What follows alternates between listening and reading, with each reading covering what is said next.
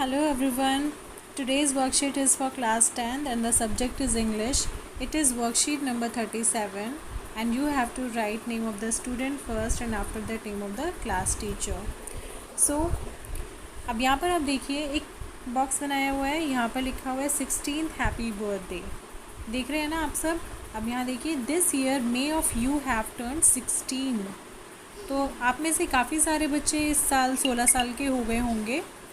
तो अब आगे आपको बताया हुआ है कि 16 इयर्स के कंप्लीट होने के बाद अभी कुछ बच्चे 15 के होंगे, कुछ 16 के होंगे, कुछ 14 प्लस होंगे. तो इस तरीके से कुछ जो बच्चे होते हैं वो अपनी एज के अकॉर्डिंग जब हम 15 और 16 इयर्स के हो जाते हैं तो हम अपना करियर या अपना एम्बिशन कुछ डिसाइड करते हैं. तो अब नीचे देखिए, a student should be able to choose what he wants to be in life by the age of 16. एक स्टूडेंट को अपनी एज में उसे क्या, अपनी 16 इयर्स की एज में उसे अपनी लाइफ में क्या करना है ये चूज़ कर लेना चाहिए कि उसका एम क्या होना चाहिए. ठीक है, उसको अपना एम, अपना एम्बिशन उसको सेट कर लेना चाहिए. This is termed as choosing your career. हम इसको करियर भी कहते हैं. ठीक है, कि अपना करियर हमारा क्या होना चाहिए हम उसको चूज़ कर लेंगे.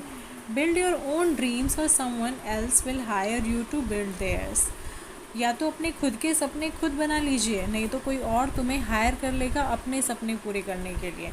इसका क्या मतलब है कि अगर हम खुद अपने ड्रीम सेट कर लेते हैं, अपना एम्बिशन सेट कर लेते हैं तो बहुत अच्छी बात है. फिर हम उसके अकॉर्डिंगली काम करते हैं.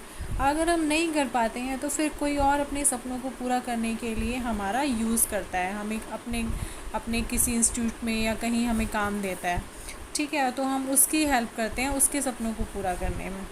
ठीक है, अब आप यहाँ पर देखिए नीचे ये पिक्चर्स हैं बहुत सारे. यहाँ पर अलग अलग प्रोफेशंस हैं इन लोगों के और ये पिक्चर्स दी हुई हैं आपको. ये जस्ट फॉर रेफरेंस है, आप लोगों को इस पिक्चर से कुछ नहीं करना है. ये सिर्फ आपकी जो आज की वर्कशीट है उसको थोड़ा सा अट्रैक्टिव बनाने के लिए और आपका एम सेट कराने में ये बस थोड़ी सी हेल्प करेगी. आपको करना क्या है, अब देखिए यहाँ से मैं रीड कर रही हूँ. If you want to choose your career by choice and not by chance you must start now. अगर आप अपने करियर को अपनी चॉइस से स्टार्ट करना चाहते हैं, बाय चांस स्टार्ट नहीं करना चाहते हैं, तो आपको अभी स्टार्ट करना होगा. मस्ट का मतलब होता है जो बहुत ज़रूरी है जो काम. अब here are some career options you can start discovering more about them. यहाँ पर नीचे अब आप देख सकते हैं ये जो पिंक कलर का बॉक्स दिया हुआ है यहाँ पर आपको कुछ करियर ऑप्शंस दिए हुए हैं. ठीक है बेटा, तो ये नाम मैं पढ़ रही हूँ. जैसे फर्स्ट है टीचर, फिर डाइटिशियन होते हैं जो डाइट चार्ट बनाते हैं जो पेशेंट्स के लिए, और मतलब न्यूट्रिशनल बैलेंस डाइट जो बनाते हैं या अपनी हेल्थ को सेट करने के लिए, मतलब डाइटिशियन का काम यही होता है कि वो एक डाइट चार्ट बनाते हैं.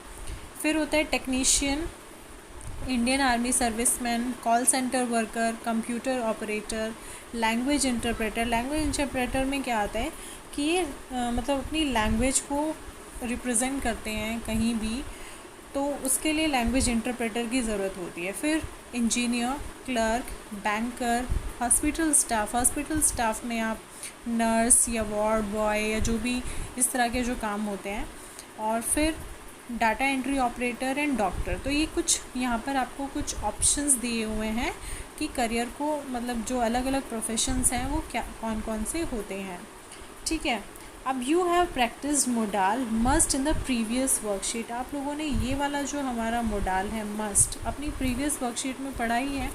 Hair are 2 modals, can and should. अब यहाँ पर आज हम जो पढ़ेंगे वो कैन और शुड के बारे में पढ़ेंगे. शुड का मतलब होता है चाहिए और कैन का मतलब होता है सकना, किसी काम को कर सकना. तो हम जब एक पॉसिबिलिटी और एक एबिलिटी और परमिशन को अगर हम शो करते हैं तो हम कैन का यूज़ करते हैं. और शुड का मतलब हम या अगर किसी को एडवाइस दे रहे हैं या उसकी किसी ज़िम्मेदारी के बारे में बात कर रहे हैं तो हम वहाँ पर शुड का यूज़ करते हैं. अब आप यहाँ देख सकते हैं can shows ability, possibility, permission and power. Can किसको दर्शाता है, हमारी योग्यता, हमारी पॉसिबिलिटी, हमारी संभावनाएं, हमारी परमिशन और पावर, इन सब चीज़ों को दर्शाने के लिए हम कैन का यूज़ करते हैं। और जो सेकंड वाला है should is use to give advice, ये दूसरों को सलाह देने के लिए। टॉक अबाउट ऑब्लिगेशन, जिम्मेदारियां बताने के लिए। प्रोबेबिलिटी, कोई जो संभावनाएं होती हैं या जब चीज़ों में अंतर करना होता है तो हम वहाँ पर प्रोबेबिलिटी और एक्सपेक्टेशंस और to express a conditional mode, तो इस तरह की चीज़ों में हम वहाँ पर शुड का यूज़ करते हैं। अब आता है हमारा fill in the blanks using can और शुड। तो आपको आज का जो हमारी वर्कशीट का जो हमारा काम है वो आपको यही करना है, इन दो वर्ड्स को लेके आपको ये नीचे वाला जो भी पूरा एक पैराग्राफ दिया हुआ है फिल इन द ब्लैंक्स है, ये आपको इन्हीं दोनों मोडाल से फिल करने हैं। आप देखेंगे you dash choose any career, आप कोई भी करियर चूज़ कर सकते हैं। मैं आपको सिर्फ एक्सप्लेन कर रही हूँ, आंसर्स आप खुद लिखेंगे तो समझ लीजिए कि क्या इसमें दिया हुआ है। आप अपना कोई भी करियर चूज़ कर सकते हैं। By the age of 24 one dash become independent in terms of earning. 24 साल की उम्र तक एक इंसान को, एक व्यक्ति को इंडिपेंडेंट हो जाना चाहिए अपनी अर्निंग्स को करने के लिए, मतलब उसको कमाने के लिए इंडिपेंडेंट हो जाना चाहिए। अर्निंग वाइल लर्निंग, काम करते मतलब पढ़ाई करते करते अर्निंग करना भी एक ऑप्शन हो सकता है। This means that you dash take up a part time job while you continue to study. इसका मतलब होता है, अर्निंग वाइल लर्निंग का मतलब होता है कि आप जब अपनी पढ़ाई कंटिन्यू कर रहे हैं तो साथ साथ आप कोई पार्ट टाइम जॉब भी कर सकते हैं। You dash start exploring the options now, आप अपने ऑप्शंस को एक्सप्लोर करना, उनको बढ़ाना शुरू कर सकते हैं। Ask yourself which subjects you dash perform better in, अपने आप से कहिए कि आप अपने कौन कौन से सब्जेक्ट्स हैं ऐसे जिनमें आप बेटर परफॉर्मेंस दे सकते हैं। What you dash do best, आप कौन सी चीज़ बहुत अच्छे तरीके से कर सकते हैं।